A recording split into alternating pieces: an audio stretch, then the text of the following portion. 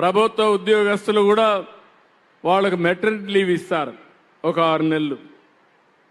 దానివల్ల 2 బిడ్డలకే ఇస్తున్నారు, 3వ బిడ్డ పుడితే ఇవ్వరని. వాళ్ళు 5-6 మంది పుట్టినా మెటర్నిటీ లీవ్ ఇస్తా, 6 నెలలు లీవ్ ఇస్తా, ఇంకా అదనంగా బెనిఫిట్స్ ఇస్తాం వాళ్ళకు కూడా. ఇది కూడా నేను అనౌన్స్ చేస్తున్నా.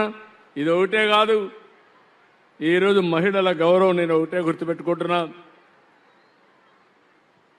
ఇది ఒక మహిళా శక్తికి ఒక అదృష్టం. సృష్టికి సృష్టికర్తలు మీరు లేకపోతే సంతానమే ఉండదు. ఆడగాని మగగాని సంతానం ఉండే పరిస్థితి లేదు.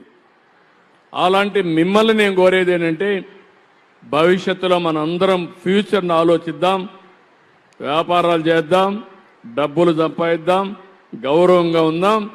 అదే సమయంలో జనాభాను కూడా మేనేజ్ చేసే పరిస్థితి రావాలి. నేను అందుకే ఒక మాట పాపులేషన్ మేనేజ్మెంట్ అన్నాను.